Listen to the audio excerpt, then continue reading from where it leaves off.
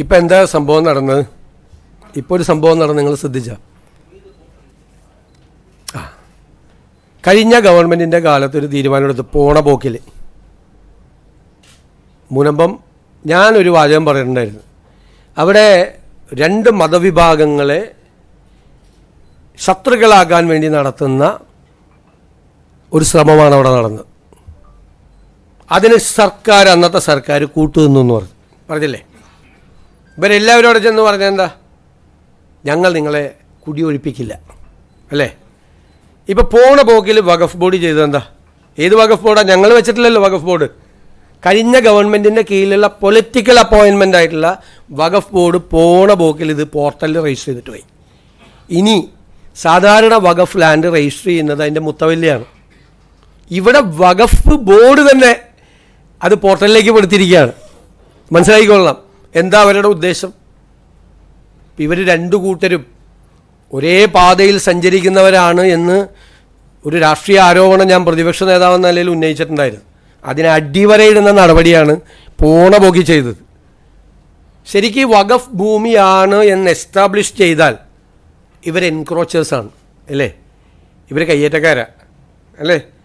പിന്നെ അവരെ ഒഴിപ്പിക്കാൻ കോടതിക്കും പാടായിരിക്കും, ഗവൺമെൻറ്റിനും പാടായിരിക്കും. അപ്പോൾ വരാൻ പോകുന്ന ഗവൺമെൻറ്റിന് ഒരു 8ൻ്റെ പണി കൊടുത്തിട്ടാണ് ഇവരങ്ങ് പോയത്, വഖഫ് ബോർഡ് പോയത്. എന്താണ് പൊളിറ്റിക്കൽ അപ്പോയിൻമെൻ്റ് ആയിട്ടില്ല ആ വഖഫ് ബോർഡ് പോണ പോക്കിൽ ഇപ്പം എന്താണ് തീരുമാനം? വരാൻ പോകുന്ന ഗവൺമെൻറ്റിന് അതിൻ്റെ തീരുമാനം എടുക്കാനുള്ള അനുമതി കൊടുക്കണ്ടേ? പക്ഷേ ഞങ്ങൾ അതിനെ നിയമപരമായി നേരിടും, നിയമപരമായി തീരുമാനം എടുക്കും. അപ്പോൾ 10 മിനിറ്റ് കൊണ്ട് തീരുമാനം എടുക്കാതിരിക്കാൻ വേണ്ടിയിട്ടാണ് ഈ ചെയ്തത്.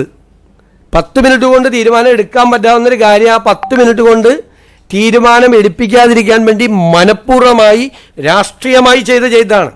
ജനങ്ങളോട് അവർ പറയണം, മറുപടി പറയണം, എന്തിനാണത് പോർട്ടലിൽ പെടുത്തിയതെന്ന്. പക്ഷെ ഞങ്ങളതിനെ നിയമപരമായി അപ്പം തന്നെ അത് പരിശോധിച്ചിട്ടുണ്ട്. അതിനെ നിയമപരമായി നേരിടാനുള്ള നടപടികൾ ഞങ്ങൾ സ്വീകരിക്കും. ഒരു കാര്യം, അവിടെ നിന്ന് അവരെ കുടിയൊഴിപ്പിക്കുന്ന പ്രശ്നമില്ല. അവർക്ക് അവിടെ സംരക്ഷണം കൊടുക്കും. അവർക്ക് അവരുടെ സ്ഥലത്ത് നികുതി നൽകാനുള്ള സംവിധാനം നമ്മളുണ്ടാക്കും.